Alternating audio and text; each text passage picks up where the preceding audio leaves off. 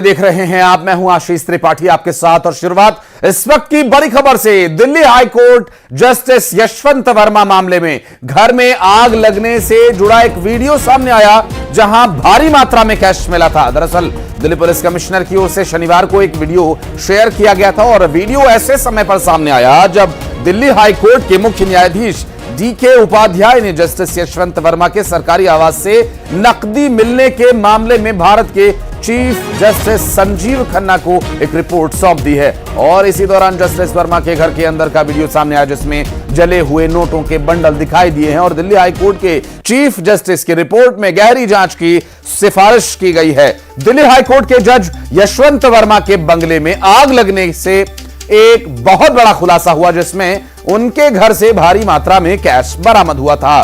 Delhi high court के जज यशवंत वर्मा पर लगे आरोपों की जांच के लिए सीजेआई ने 3 जजेस की एक समिति बनाई है और इसमें पंजाब और हरियाणा उच्च न्यायालय के मुख्य न्यायाधीश, जस्टिस हिमाचल प्रदेश उच्च न्यायालय के मुख्य न्यायाधीश और कर्नाटक हाई कोर्ट के न्यायाधीश शामिल हैं। सुप्रीम कोर्ट ने जज यशवंत वर्मा का नाम रोस्टर से हटा दिया और जांच जारी रहते तक जज यशवंत वर्मा कोई न्यायिक कामकाज नहीं कर पाएंगे और ये न्याय व्यवस्था का हिस्सा हैं। तस्वीरें देखिए, 500-500 रुपए के नोटों के बंडल मानो रद्दी के अखबार की तरह पड़े हों। इतना दुर्गति अमूमन मध्यम वर्गीय परिवारों में रद्दी अखबारों की भी नहीं होती, वो भी झाड़ पोंछ कर उन्हें रखते हैं। लेकिन यहां देखिए नोटों के बंडल आधे जले आधे बुझे, कुछ गीले कुछ सूखे यहां मिले हैं और इतना रुपया कि पूरा घर रुपयों से भरा हुआ था। और ये जज हैं।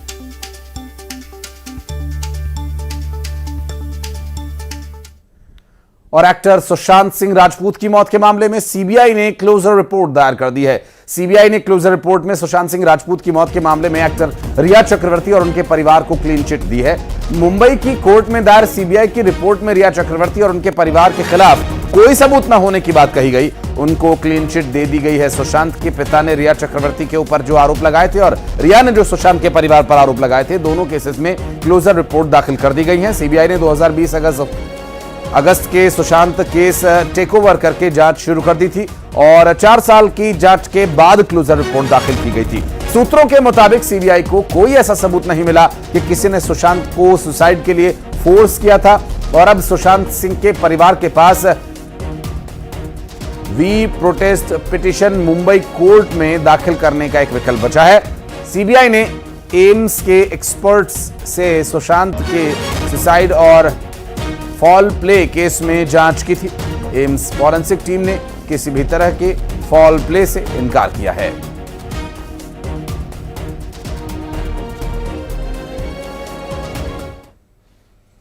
आगर मालवा जिला मुख्यालय पर छावनी स्थित पुरानी हाउसिंग बोर्ड कॉलोनी में बने शिव मंदिर पर पत्थर फेंकने की घटना सामने आई है। घटना में लोगों में काफी आक्रोश है घटना के बाद से और घटना के बाद स्थानीय लोगों और हिंदू संगठनों के कार्यकर्ताओं ने कोतवाली थाने का घेराव किया। विश्व हिंदू परिषद और बजरंग दल के कार्यकर्ताओं ने थाने के बाहर बैठकर हनुमान चालीसा का पाठ किया और साथ ही जल्द से जल्द आरोपियों की गिरफ्तारी की मांग की। प्रदर्शनकारियों ने आरोप लगाया कि 3 दिन से मंदिर पर पत्थरबाजी की घटनाएं हो रही हैं। और हमारे सहयोगी रजनीश सेठी इस वक्त हमारे साथ जुड़ गए। रजनीश, कौन है ये जो बार बार पत्थर मार रहा है?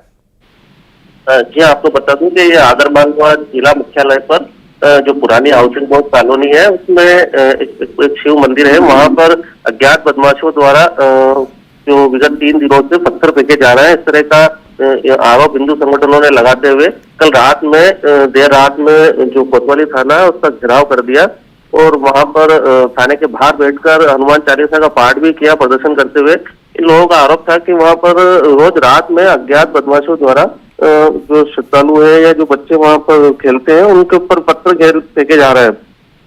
तो अभी तक ये अज्ञात है कि आखिर कौन वैसे बदमाश है जो उनको पत्थर फेंक रहे हैं। पुलिस द्वारा फिलहाल मामला जांच में ले लिया है। कोतवाली पुलिस इस मामले की जांच कर रही है कि आखिर ऐसे कौन शरारती तत्व है जो मंदिर में पत्थर फेंक रहा है। जी, लोगों का क्या कहना है? इतने लोग थाने के बाहर इकट्ठा हुए थे, ये किस लिए इकट्ठा हुए थे?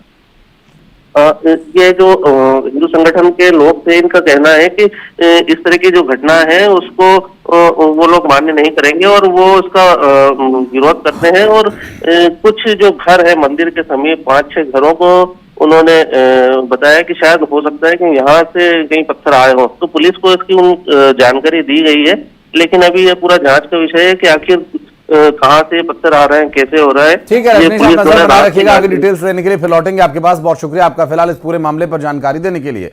अगली खबर रतलाम से, जहां रतलाम में कारों से भरे हुए एक ट्रॉले में आग लगने का मामला सामने आया। 4 लेन पर घटला ब्रिज के पास ये आग लगी थी।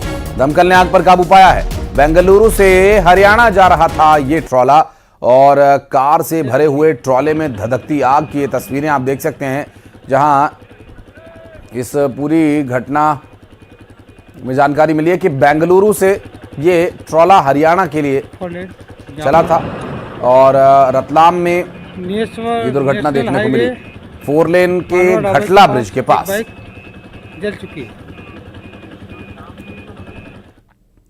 और जबलपुर में आतिशबाजी की चिंगारी से भीषण आग लगने का एक मामला सामने आया। आपको बता दें कि चौक समारोह के दौरान हो रही थी आतिशबाजी और सड़क किनारे कई दुकानें आग की जद में आ गईं। भीषण आग की लपटें उठती हुई दिखाई दी और ये देखिए तस्वीरें, और ये फायर ब्रिगेड की टीम मौके पर पहुंची उससे पहले की तस्वीर है।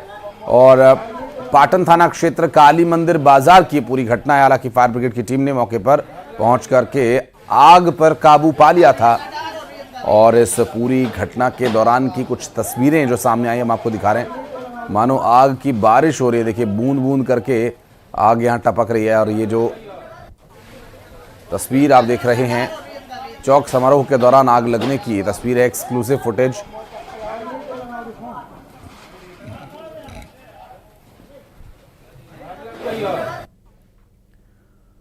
और टीकमगढ़ में बिजली विभाग के कर्मचारियों की गुंडागर्दी इन दिनों साफ तौर पर देखी जा रही है। बिजली बिल बकायादार किसानों की जबरन कुर्की की जा रही है। ट्रैक्टर जब्त करने गए विभाग के कर्मचारियों ने किसान के साथ झूमा झटकी की, जिसका वीडियो अब सोशल मीडिया पर वायरल हो रहा है। विभाग के कर्मचारी मामला दर्ज करने की बात कह रहे हैं। हालांकि गंभीर बात यह है कि किसानों के साथ इस तरह की जबरन कुर्की आखिर किसके आदेश पर की जा रही है।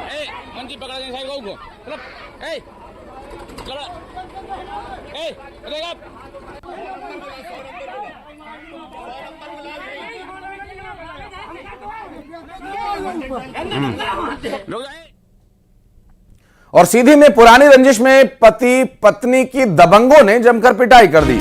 और इस पूरे विवाद के दौरान एक वीडियो शूट किया गया जिसमें एक पक्ष केवट परिवार की लाठी डंडों से पिटाई करता हुआ दिखाई दे रहा है।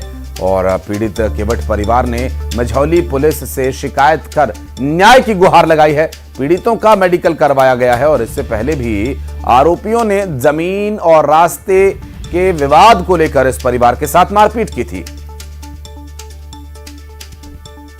मैं और मेरे भैया जा रहे थे दुकान, बोलते नहीं यहाँ से निकलना ही नहीं है, मतलब इस रोड से निकलोगे तो हम गाड़ देंगे, जिंदा गाड़ देंगे, मार देंगे, जान से मार देंगे। मैं बैठा था मोटरसाइकिल पे उतर ही नहीं पाया। तीनों के तीनों, भीमसेन, पप्पू और मोहित मिश्रा, तीनों लाठीचार्ज कर दिए। पूरे मेरे यहाँ पीठ में है, देखिए ये पूरे पीठ में है, यहाँ निशान भी बना हुआ है। अगली खबर इंदौर से, जहां नशे में धुत 2 रईसजादों ने सराफा चौपाटी पर खूब हंगामा किया।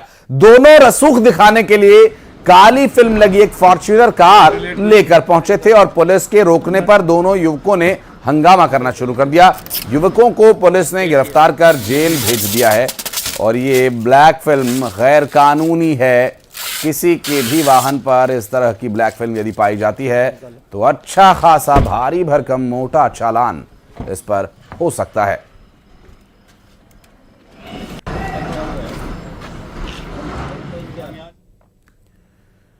बिलासपुर में बाजार में एक युवक ने जमकर उत्पात मचाया। नशे में धुत शख्स ने जमकर उत्पात मचाया। दरअसल महिला को जान से मारने की धमकी दे रहा था और सब्जी वाला हथियार छीनने की भी कोशिश की इसने। लोगों ने इसकी जमकर पिटाई कर दी है। देखिए तस्वीरें हम आपको दिखा दें, जहां एक शख्स जो नशे में धुत महिला को जान से मारने की धमकी दे रहा था और सब्जी वाले से हथियार छीनने की कोशिश कर रहा था। जो यहाँ पर सब्जी वाले ने कटहल काटने के लिए गंडासा रखा हुआ था, उसी को छीनने की कोशिश कर रहा था। हालांकि कटहल बेच रहे सब्जी वाले ने उसे पकड़ कर रखा और कुछ लोगों ने, ये देखिए किस तरह से ये पूरा विवाद हुआ।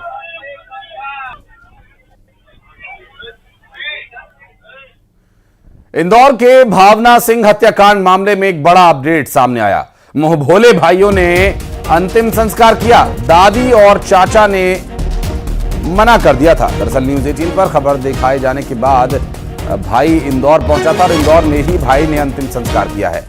आपको बता दें कि इंदौर में भावना सिंह को गोली मार दी गई थी और फिर उसके बाद हॉस्पिटल ले जाया गया और हॉस्पिटल में डॉक्टर्स ने उसे मृत घोषित कर दिया।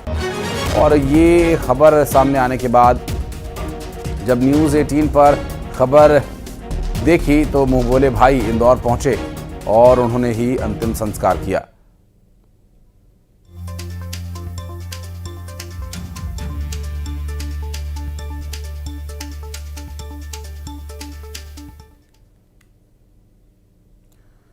अंतिम संस्कार तो हो गया, लेकिन पुलिस के हाथ अभी भी इस पूरे मामले में बिल्कुल खाली के खाली हैं। अभी तक पुलिस के हाथ कोई सुराग नहीं लगा, कोई गिरफ्तारी नहीं हुई। फिलहाल पुलिस ने उन युवकों की पहचान कर ली है जो सीसीटीवी में भावना को स्ट्रेचर पर ले जाते हुए दिखाई दे रहे हैं। इनका नाम आशु और मुकुल यादव है, जबकि युवती का नाम स्वाति है और आशु, उसका भाई मुकुल और स्वाति फिलहाल फरार है। उनकी धरपकड़ के लिए पुलिस अलग अलग स्थानों पर दबिश दे रही है। आपको बता दें कि घटनास्थल से पुलिस ने एक पिस्टल और 10 जिंदा कारतूस बरामद किए हैं।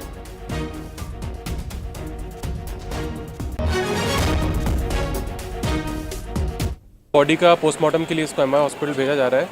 उनके ग्वालियर से एक मुंह बोले भाई हैं, वो आए हुए हैं, उनकी बॉडी को लेके जा रहे हैं। बाकी जो भी आरोपी हैं उनके जांच में पुलिस लगी हुई है।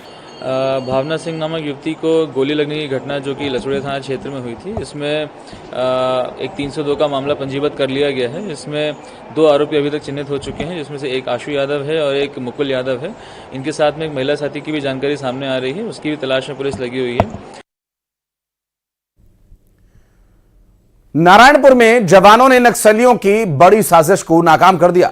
सुरक्षा बलों ने बरामद की 5 किलो की आईडी। दरअसल जवानों ने 2 नक्सलियों को गिरफ्तार भी किया और नक्सलियों से विस्फोटक साहित्य बरामद किया है। और यहां इस पूरे मामले में आप देखिए, नारायणपुर में जवानों ने नक्सलियों की इस बड़ी साजिश को जब नाकाम किया, उस दौरान की ये तस्वीरें हैं जहां पर एक आईईडी मार्ग पर प्लांट किया हुआ था, जिससे कि आवाजाही करने के दौरान सुरक्षा बलों को निशाना बनाया जा सके। लेकिन सुरक्षा बलों ने इसे आइडेंटिफाई कर लिया और लगभग 5 किलो का ये आईईडी था और जवानों ने इस पूरे मामले में 2 नक्सलियों को भी गिरफ्तार किया जिनके पास नक्सली साहित्य मौजूद था। और ये देखिए, ये जो आईईडी प्लांट किया गया था उससे डिस्पोज किया गया। काफी तेज आवाज के साथ ये ब्लास्ट हुआ।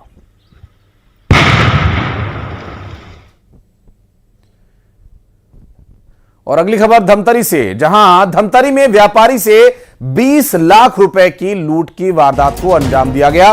कार सवार 3 लोगों ने इस वारदात को अंजाम दिया। दरअसल पोटियाडीह गांव के पास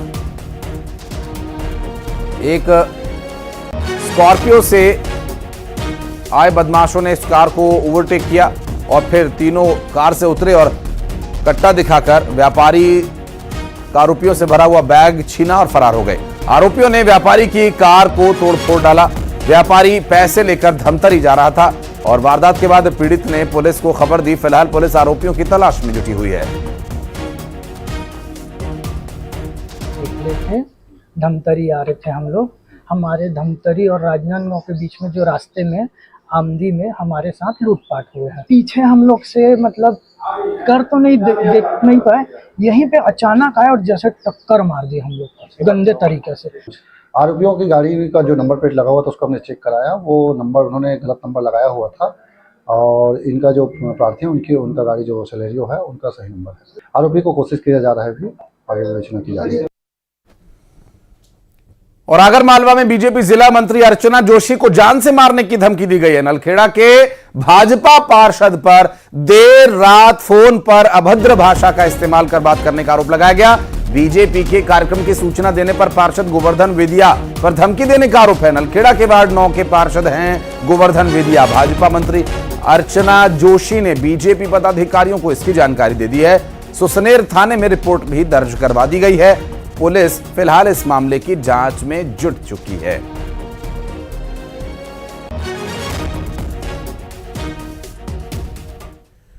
और मध्य प्रदेश में नेता प्रतिपक्ष उमंग सिंघार को समन जारी किया गया। पटियाला हाउस कोर्ट ने यह समन जारी किया है। घरेलू हिंसा मामले में यह समन जारी किया गया। पत्नी होने का दावा करती है प्रतिमा मुदगल। युवा कांग्रेस की नेता हैं प्रतिमा और इस पूरे मामले में अब एक समन जारी कर नेता प्रतिपक्ष उमंग सिंघार को तलब किया गया है।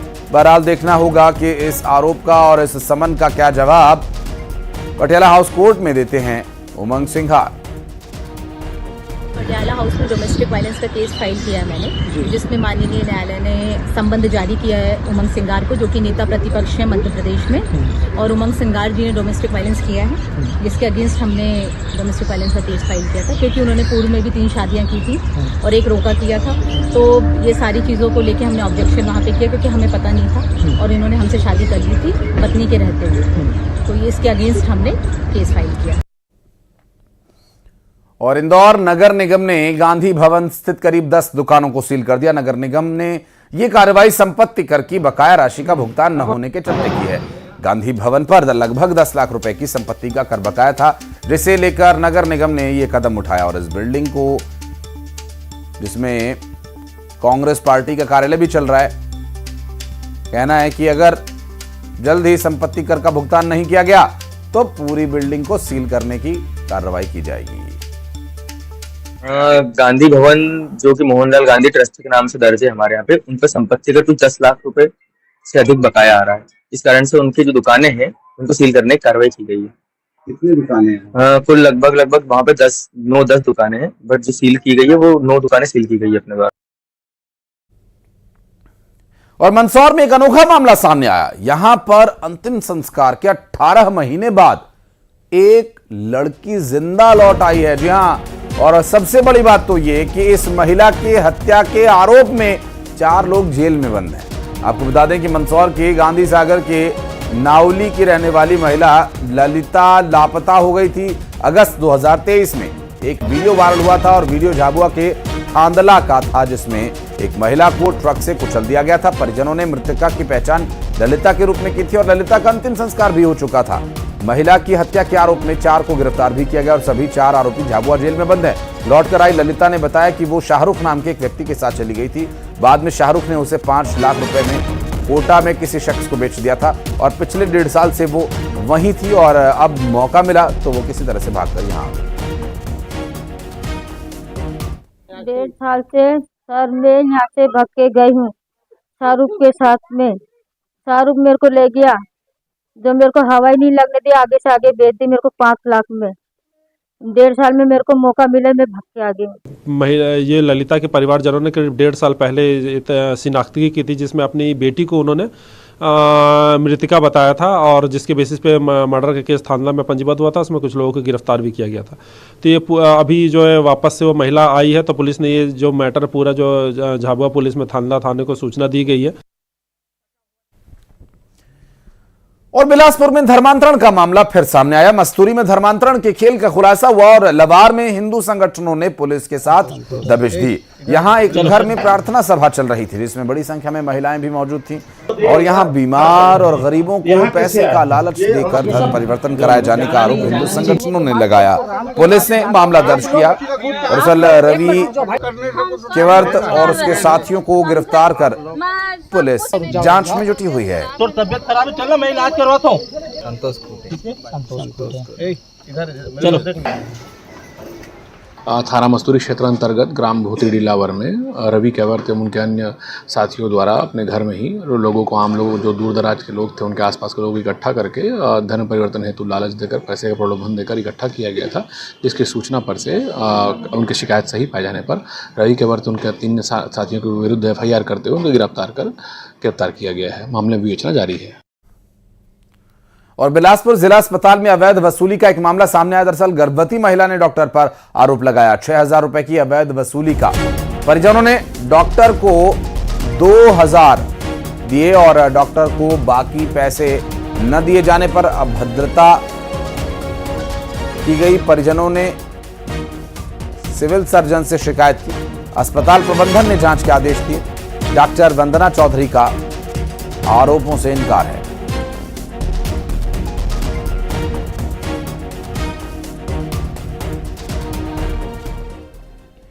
और MPPSC की असिस्टेंट प्रोफेसर भर्ती पर हाईकोर्ट का बड़ा आदेश आया। हाईकोर्ट ने SC/ST वर्ग के उम्मीदवारों को राहत दी है। हाईकोर्ट ने आयु सीमा में 5 साल की छूट देने के लिए आदेश और ऐसे उम्मीदवारों के रिजल्ट हाईकोर्ट के अंतिम निर्णय के अधीन रहेंगे। असिस्टेंट प्रोफेसर भर्ती परीक्षा 2117 पदों पर एज रिलैक्सेशन नहीं देने को चुनौती दी गई थी।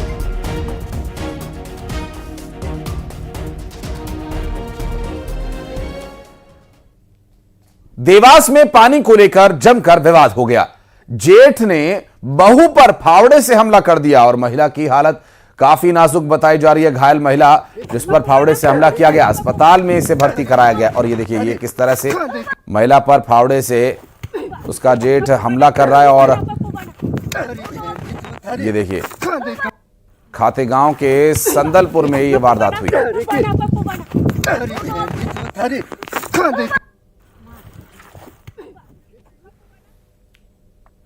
और भिंड में एक युवती की इलाज के दौरान मौत पर हंगामा हो गया। परिजनों ने इलाज में लापरवाही बरतने का आरोप लगाते हुए जमकर हंगामा किया। जिला अस्पताल प्रबंधन पर गंभीर आरोप लगाए। कोतवाली थाना पुलिस ने मामला शांत कराया। परिजनों ने सिविल सर्जन से शिकायत की और पुलिस और अस्पताल प्रबंधन पूरे मामले की जांच में जुटा हुआ है। ऐसे हुई सर, मैं वहाँ ट्रामा सेंटर में गई, मतलब 50 रुपए को कटाया, पर्ची कटाई, बोला ICU भर्ती लेगा, ICU कर दे जाएगा, कोरोना वायरस ICU। तो ICU में भैया मैं कोई जगह नहीं मिली। जो बोले कुछ रूम में ले जाओ, वहाँ नहीं जगह मिली। जो बोले महिला वार्ड में ले जाओ, वहाँ नहीं जगह मिली। बोले उस वार्ड में ले जाओ, जिस वार्ड में ले जाओ, वहाँ नहीं जगह मिली। इस नहीं बोली, मैं पुरुष बाहर यहाँ से निकाल दिया, वहाँ के सारे। और दतिया में विद्युत विभाग